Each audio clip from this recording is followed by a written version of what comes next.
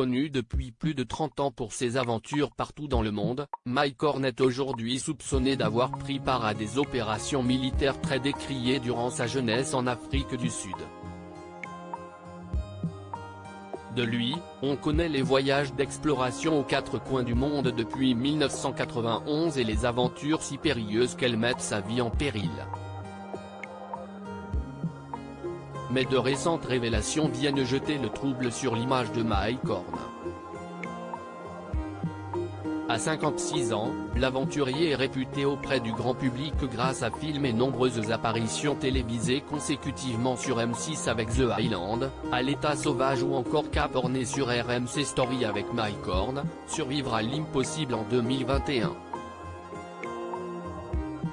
Mais lui qui vit en Suisse depuis 1990 avec sa famille, plus particulièrement ses filles, vient de faire l'objet d'une enquête de la RTS, la chaîne télé suisse romande, diffusée le 19 janvier dernier dans son émission Temps présent, un magazine d'investigation, note de la rédaction. Dans le programme intitulé Mike Horn, la face cachée de l'aventurier, on découvre des éléments jusque-là méconnus, et controversés, de la jeunesse de l'explorateur qui font polémique chez les Helvètes. Je dois regarder mon agenda comme l'explique le Parisien, si est-il le passé de Mike Horn avant sa médiatisation qui ressurgit. Né dans les années 1960 en Afrique du Sud, Mike Horn aurait, selon les recherches des journalistes, participé, avant la fin de l'apartheid, à plusieurs opérations militaires dans l'actuelle Namibie consistant à traquer ceux qui luttaient contre le régime au sein du bataillon 101, surnommé bataillon assassin par le premier président de la Namibie. Alors que l'équipe est notamment accusée d'être derrière un massacre lors d'un meeting d'un groupe armé rebelle en faveur de l'indépendance de la Namibie, Mike Horn était interrogé par la RTS sur son implication ce jour-là. Face caméra, il répond, « C'était il y a tellement longtemps. Je dois regarder mon agenda. Je ne suis pas sûr que j'étais présent. » L'enquête révèle ensuite que Mike Horn aurait effectué plusieurs missions secrètes pour le compte de l'armée sud-africaine. Au sujet de ses anciennes années de service, Mike Horn tente de se justifier. J'ai strictement obéi aux ordres à l'écran, il déclare, « Je voulais jouer un rôle actif dans la protection de l'Afrique du Sud.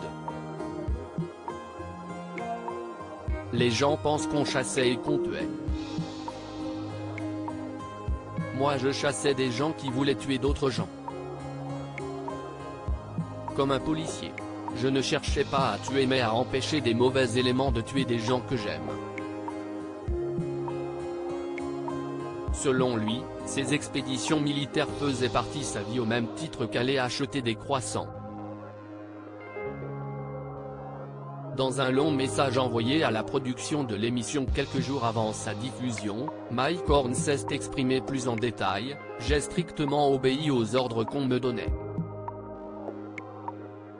Je n'avais pas un amour particulier pour le régime de l'apartheid. Je n'ai fait que remplir mon devoir civique.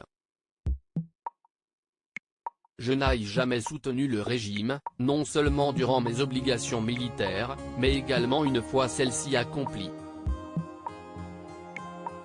Ma venue en Suisse n'est pas liée à ces opérations mais est due au hasard. Il est clair que je regrette aujourd'hui d'avoir participé à ces opérations, bien que j'assume parfaitement tout ce que j'ai fait dans ma vie. À lire aussi Ce n'est pas grave si je meurs, Mike Horn prêt à se sacrifier pour son ami lors de son expédition en Arctique.